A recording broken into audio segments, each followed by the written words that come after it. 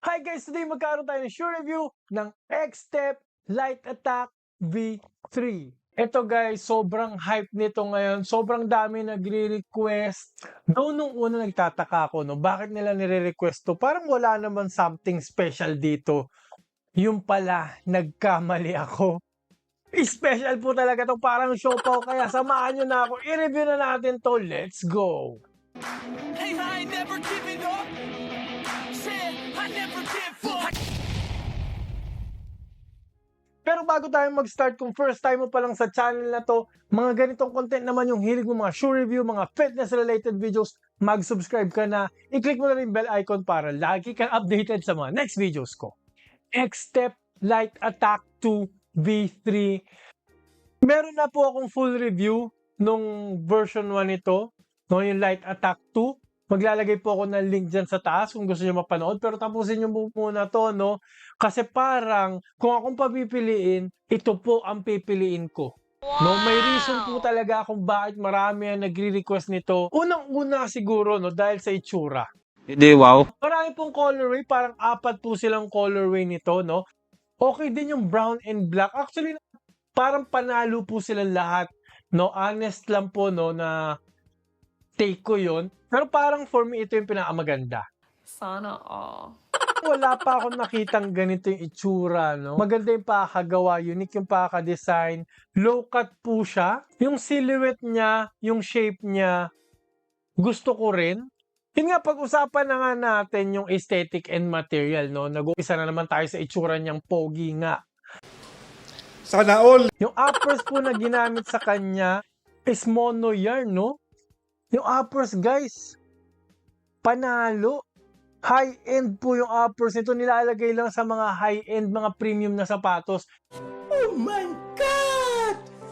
Wow! Mga mono yan, para na siyang almost kaparehas nung Z-Up eh. Ganun po, yung mga Jordan na sapatos. Yung Anta Z-Up Yung mga ganung uppers po kasi, no, nilalagay nila sa premium material kasi mahal yon dahil nga very supportive pero very breathable. No, kahit may butas-butas siya, durable po yun. Tatagal talaga kahit sobra yung pressure na ibibigay mo sa kanya. No, kaya mahal po yan. Sa likod may mga synthetic material, parang synthetic leather. Merong TPU heel counter dito. Ito yung parang mukhang GT Cut. May TPU plate din dito, no, ito, no, for lateral containment. Ang ganda, no? No, umaabot, kumokonekta pa hanggang likod. So very supportive, ang ganda. Mamaya pag-uusapan natin yan. May mga infusing. So kahit nagto-toe drag kayo dyan, tatagal naman. Gumamit po ito ng X-Step Boom. Ayan po, no? Guys, ang X-Step Boom, pinaka-premium na cushioning setup ng X-Step, no? Yung po yung nilalagay nila sa Jeremy Lin shoes nila. Ayan, X-Step Boom. No, sa mga pinakamamahal nilang sapatos, nandito po, nilagay po nila sa budget shoes nila. So panalo po talaga, masaya po tayo dyan, no?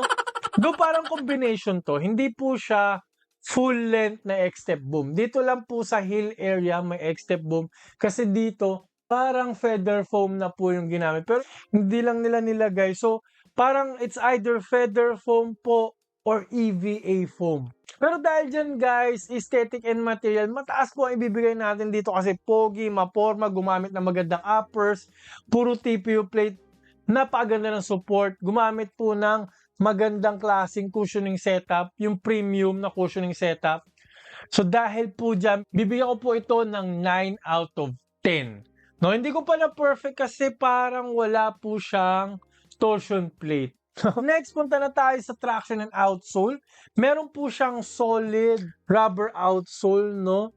Usually, lalo na yung first version nito, translucent outsole po yung ginamit, no? Yung nireview ko, ito lahat solid outsole, which is gusto ko.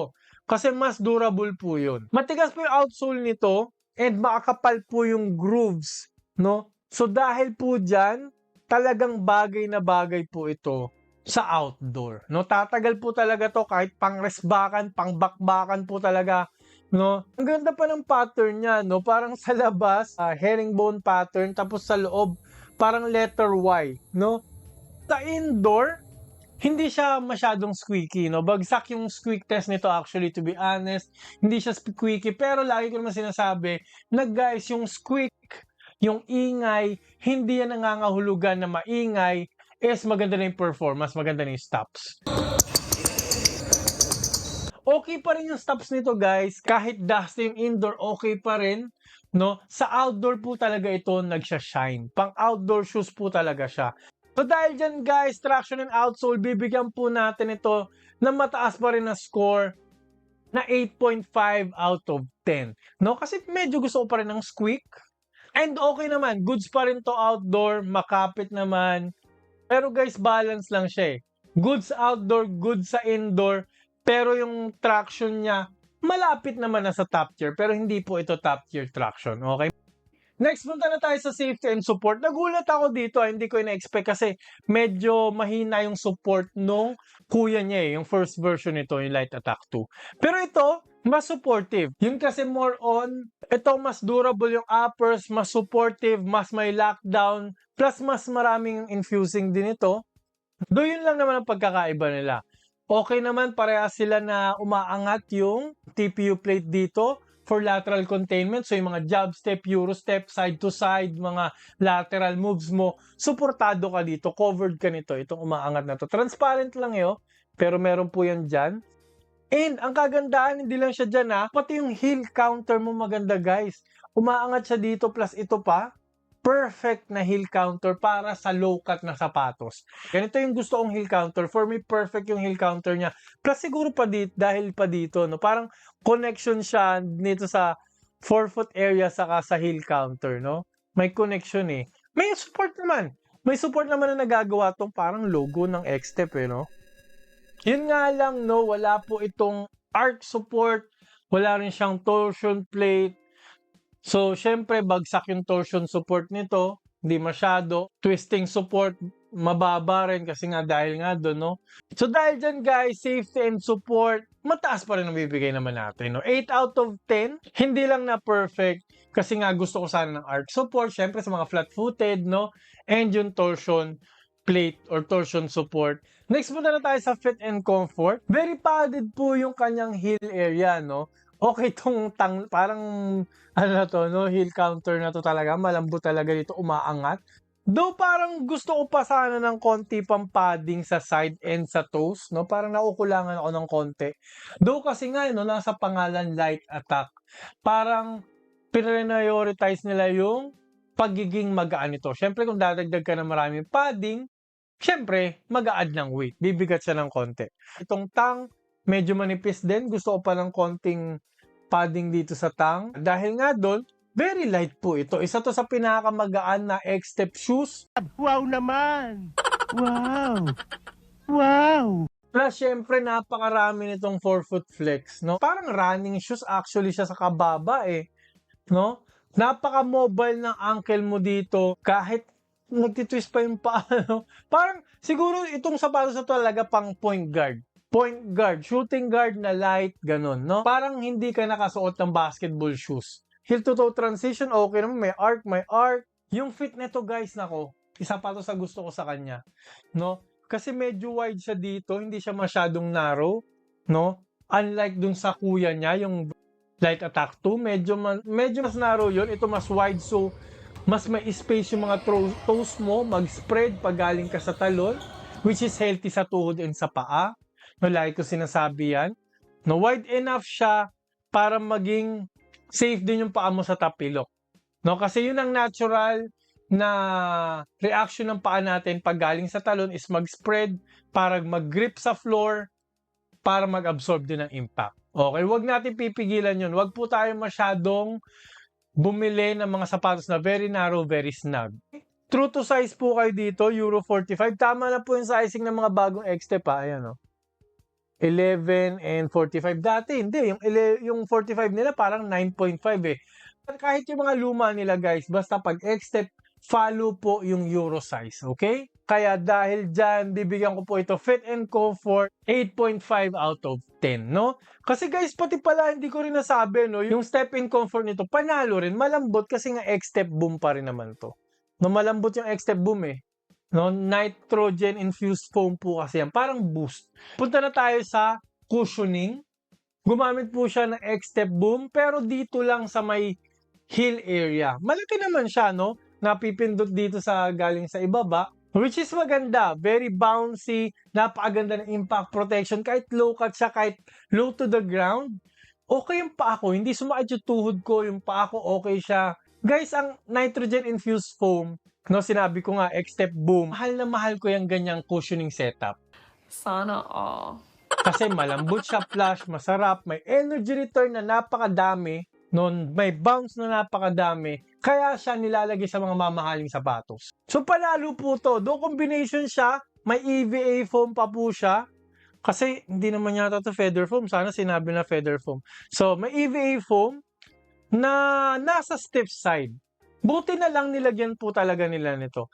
More on for bounce and for court feel, which is napakataas ng court feel nito. Bagay na bagay sa point guard talaga. Low to the ground, kaya very responsive. Top tier yung responsiveness nito, yung quickness nito. So tayo dun guys, mataas pa rin ibibigay ko dito, no? Bibigyan ko po siya ng 9.5 out of 10. Almost perfect. Hindi ko lang na perfect kasi wala po siyang torsion plate or shank plate para makadagdag ng bounce. Pero guys, panalong-panalo yung court feel nito. Next, punta na tayo sa breathability. Breathability nito mataas guys kasi nakita nyo naman, kung titingnan nyo mabuti, marami po siyang butas-butas. No, ayan no. Pumapasok po talaga yung hangin dyan na maayos, no? Mga 90-80% pasok yung hangin. Plus yung tang na sobrang nipis and sobrang daming butas din.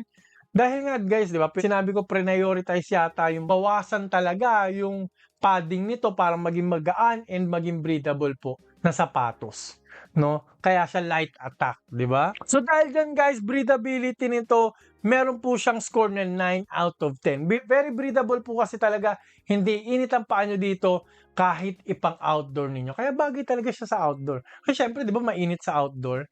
Pero ito guys, hindi init ang paa nyo dito. Next, punta na tayo sa price tag. Naku guys, napakamura nito. Kaya nga ito laging nire-request. Kaya pag nagti-TikTok ako, nagla-live ako, lagi rin tong pinapa-flex, no? Kasi pogi and mura. Very affordable. Sulit na sulit ka talaga dito. Parang nasa 2,000 plus na lang ito, no? 2,500? 2,800, 2,900, mga ganun. Basta hindi nalalampas ng 3,000 considering bago po siya.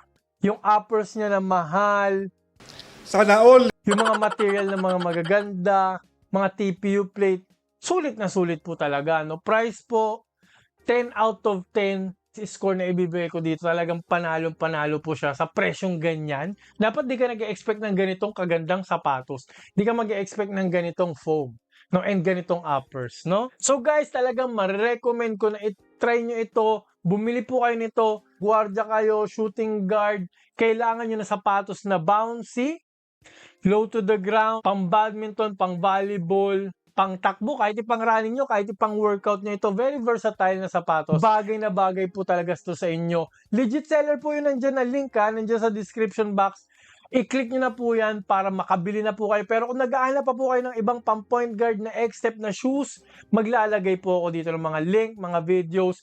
Yung bilog dito, wag nyo rin pong kalibutang pindutin para masubscribe po agad kayo para like kayo updated sa mga next videos ko. Marami po salamat sa panonood. Mag-ingat po kayo palagi and lagi nyo rin pong tatandaan to always drink your protein. Bye!